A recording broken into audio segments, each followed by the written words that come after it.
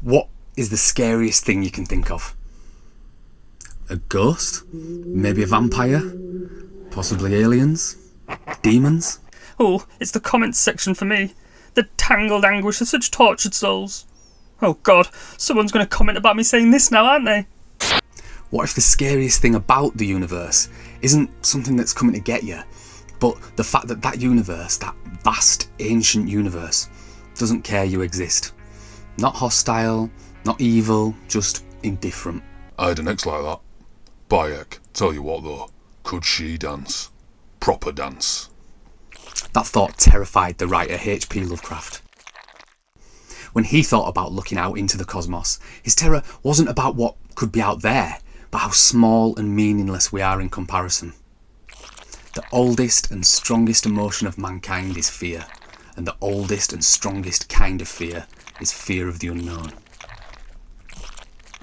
What if Lovecraft was right about the universe, but wrong about how we should feel about it? In this video, we're going to explore Lovecraft's philosophy of cosmic horror, why he feared the universe, and why some other thinkers respond differently. Because maybe being small doesn't mean being worthless. Maybe meaning isn't something we find out there, it's something we create here. Now, just to be clear, I'm no Lovecraft scholar or literary expert. I've only recently stumbled into this strange, fascinating world, and I'm still finding my way through it. But I found it interesting, inspiring, and amazing enough that I wanted to talk about it with you. So, is cosmic horror amazing?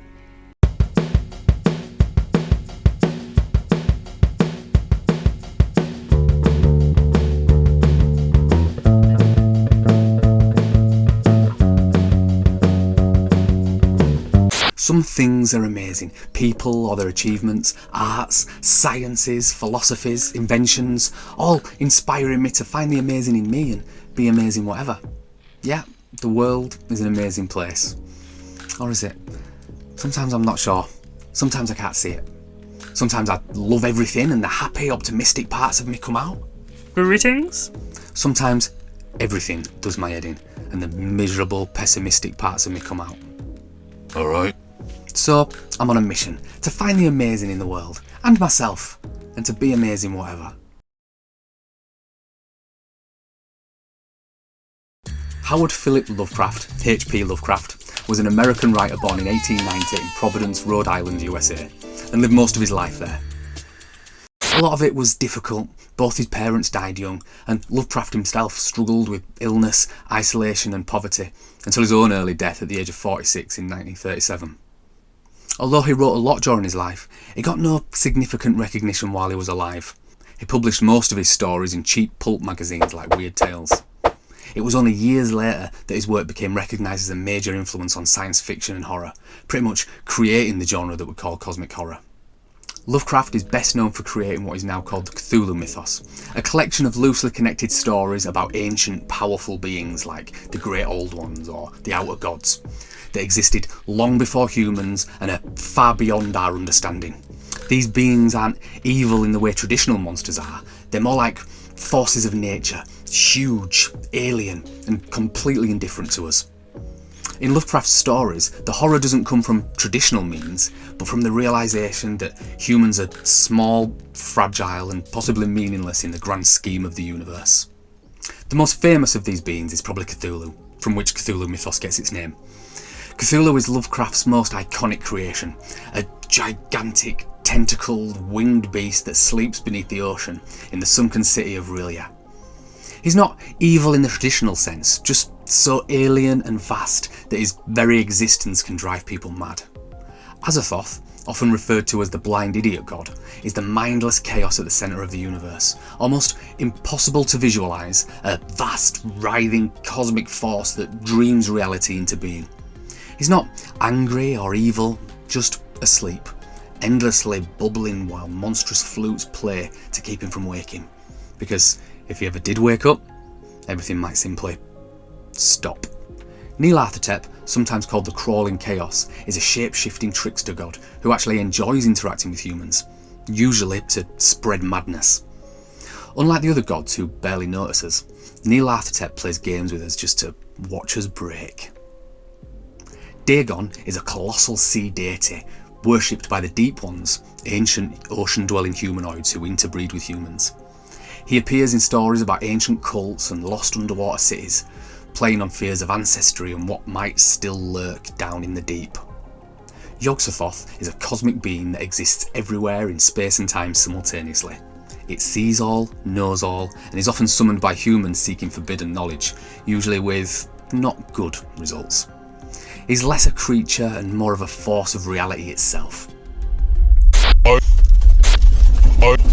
Hey up, flipping heck, what's going on here? What's this? Who are you? My name cannot be spoken by the human tongue. Weird. Well, can you try? Keith. You could say Keith. My name's Keith. Hey up, Keith. Who are you? What even are you? I'm a bleeding great old one, aren't I? I mean, I am the terror that gnaws at the edge of comprehension. Oh, and I do a lovely lemon drizzle, by the way. In Lovecraft's The Colour from Space, the monster isn't even a monster. It's a colour that humanity can't comprehend. An alien so alien that it's barely something we can conceive. And that is the originality and uniqueness of H.P. Lovecraft. Because if you think about it, what an alien is or could be, why would it necessarily be a creature, a life form, as we know things to have evolved, based on what things need to be alive on this planet? It could be pretty much anything. Lovecraft's stories weren't just horror fiction, they were his own personal philosophy, which later became known as cosmicism. At the heart of it is this: the universe is vast, ancient, and operates completely without concern for us. There's no plan, no purpose, no cosmic morality ticking along behind the scenes, just endless space and time, and things that we'll never understand. Similar to nihilism, which is a belief that life is meaningless, cosmicism is more specific, that not only is life meaningless, but we are insignificant. Lovecraft believed that the more we know about the universe, the worse it gets. That science, instead of revealing beauty or truth, pulls back the curtain on a kind of cold, meaningless machine. I always say learning stuff is overrated. But then, I knew everything I needed to know back in 1997. July. I think it were a Thursday. Not needed to know what else since then, really. And we, fragile, temporary creatures that we are, aren't equipped to handle it. Not emotionally, not intellectually. The horror for Lovecraft wasn't death or pain, it was knowledge. The idea that understanding the true nature of reality would unravel us. In the age before form, I unravelled the collective mind of a stellar race with a notion so pure it burned thought itself. These days, I mostly potter around the entropy fields and do a bit of Sudoku. Oh, I like Sudoku. I just put numbers in until it looks nice. That's all that matters really though, isn't it? In Lovecraft's view, the more we try to understand the cosmos, the more we realise that we're just dust on a rock, briefly aware, spinning through a universe that doesn't even know we're here. We lack not just meaning and purpose, but we are helpless to change anything in the vast universe that surrounds us. It's not a comforting thought. And that's the point.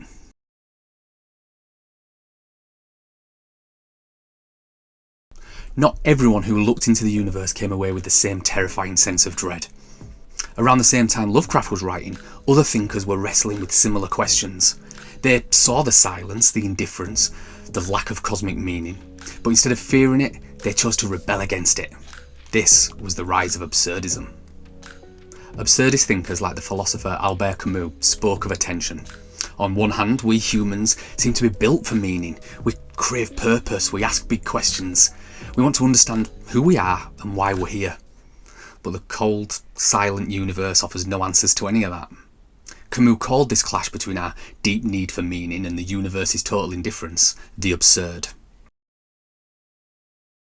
And when we're confronted with this absurd, Camus argued we have three choices: to escape it by denying the absurd exists, or using things like religion to create an external reason for meaning; to end it by, ending it; or to rebel against it. Live fully, even though there is no meaning. Create your own meaning through values, art and relationships. Find joy, beauty and purpose in how you choose to respond to the nothingness the universe gives you. As Camus says, the point is to live. Camus used the ancient Greek myth of Sisyphus to explain. Sisyphus was punished by the gods, condemned to forever repeat the same meaningless task of pushing a boulder up a mountain, only for it to roll down again just as it nears the top. I once rolled a boulder up a mountain. Except it wasn't a boulder, it was a jelly bean. And it wasn't a mountain, it was my big fat tum, and I ate it halfway! Camus explained, for Sisyphus to outsmart the gods, for that fate not to be a punishment, he just has to smile and enjoy it. As Camus says, the struggle itself towards the heights is enough to fill a man's heart. One must imagine Sisyphus happy. Sisyphus, you say? Aye, I know him. Lovely lad. Dodgy knees, though. You think you humans ever get through a wormhole with that meat and bones suit of yours? Cute, but no. In the face of cosmic silence, Camus believed we could still live, still laugh, still love. Still live, laugh, love. You gonna put that on a sign, Karen? To look for meaning is meaning. The journey is the meaning.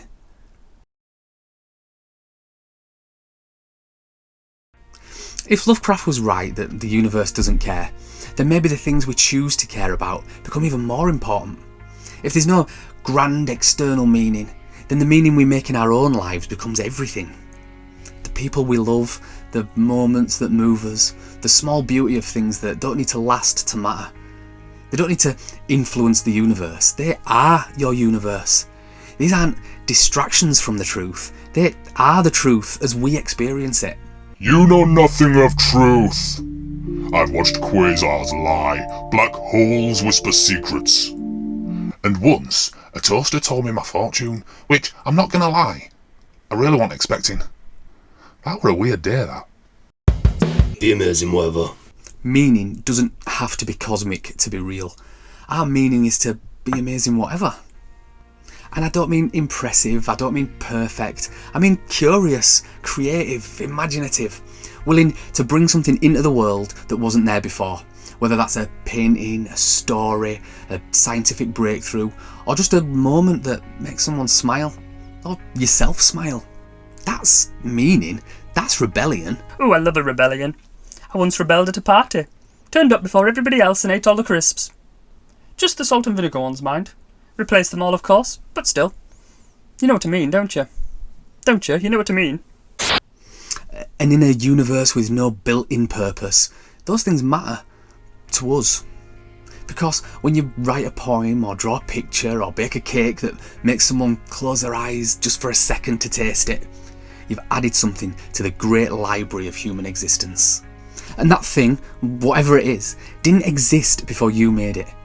It might not be Cthulhu mythos, it might not be a whole body of work that influences writers and entertains millions for generations, but it doesn't need to be to give your existence meaning and purpose. Yeah, make stuff, change the world, be amazing whatever. Or, and hear me out, don't. I mean, I'm all for it if it gets us a few more subscribers, but some people peaked with the Year 3 pasta collage, mate. That's what makes us incredible. Not our size or our power, but our willingness to care, to wonder, to create, to be amazing whatever. So yeah, Lovecraft feared the universe. It was like, no, too big, too weird, too scary. And he scared us by showing us just how helpless we might be within it. And I love how original and imaginative that is. But it does also make me think about how amazing the actual universe is. Galaxies swirl in spirals tens of thousands of light years across. Black holes bend time and space. Beautiful planets orbit stars in perfect balance. And stars live, die, and are reborn in cycles of unimaginable energy.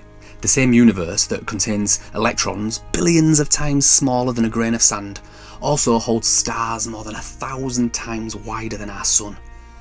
It doesn't need to care about us to be extraordinary. It just is. And anything that puts that front and centre or gets us thinking more deeply about our lives, ourselves, or our place in the cosmos, I'm a fan of. That is the kind of content I want to consume. In some ways, maybe Lovecraft was right to be afraid. It is terrifying when you really think about it. We are small, we are brief, and the universe does its thing with or without us. But being small doesn't mean being meaningless. Maybe it means we're free. Free to be whatever I choose, then I'll sing the blues if I want. Free to make our own choices and build our own values. Your universe is defined by what you choose to engage with every day, the things that you interact with. So your world, your own version of the universe, your Cthulhu mythos, can be as scary or as inspiring as you want it to be. And here's a little side note to think about. Maybe we're not just small, maybe we're just young. How long have we really been at the cosmic party of existence? A blink. In a few billion years, we might be the godlike beings other civilizations fear in their own myths. Maybe we already are, to something like ants at least. Don't flatter yourself, mate. Godlike beings. You can't even sort your recycling out. If we ever reach a Type 3 civilization on the Kardashev scale, or if we master intergalactic travel, or quantum computing, or time travel, would cosmic horror still feel as terrifying? Would anyone still be reading Lovecraft on light-speed spaceships? Maybe. Or maybe, just like Lovecraft was inspired by the scientific breakthroughs of his time, future writers will find their own monsters in the discoveries still to come. Let me know in the comments, what do you think those inspiring discoveries might be? AGI? Quantum mechanics? Wormholes? Time travel? The afterlife? AI? Wormholes? Adorable. I once taught a nebula to sing in 7 dimensions. No biggie. Just your average Tuesday, really. You lot still struggle with self-checkout. I've seen you. Personally, I don't find Lovecraft that scary. Ooh, tough guy. What about you? The thing I like about Cthulhu mythos is the idea of what could exist out there. And I like that it gets me thinking about space, the cosmos, because I love all that. The science of science fiction, where science and art meet. I love stories that world build, or universe build in this case. And much like why I love Greek and Roman mythology, I like stories and characters that kind of interconnect. I think it's ironic that Lovecraft so effectively tapped into this idea that the universe gives no meaning by default, and yet, by doing so, created meaning himself. His work and creations are the meaning for so many humans. These stories and characters that people have expanded on or been inspired by to produce their own creations, art, games, films, music, and whole worlds of creativity that bring joy to people, make people feel stuff, add to the world, are part of the reason we're here. But reason is the wrong word. Maybe meaning is the wrong word. I don't know the right word. What does it mean to be human, to live? We've just got to push that boulder up the mountain and smile while we're doing it. You know, for all your screaming into the void, you lot do okay. Keep writing your stories, doing your paintings, poking the unknown with whatever sticks you've got. I may be beyond time, but that stuff matters. Anyway, time to chip. Need to collapse a neutron star, and my beans are about to boil over. You keep doing your tiny, insignificant... your amazing things. Keep at it, humans. Well, bye, Keith. Tell Dagon I said good luck with the cream. I hope it works. Because of cosmic horror, because of everything, despite everything, be amazing, whatever. I'm a small channel and I put all this together myself, so if you haven't yet, please have a think about clicking on subscribe up here, or watch one of my other videos, or say hello in the comments. I'd love to get to know you, and it'd really help my channel grow. I'm looking for the amazing in the world, whether that's arts, sciences, philosophies, and what it means to be amazing. There's amazing in the world, and in you.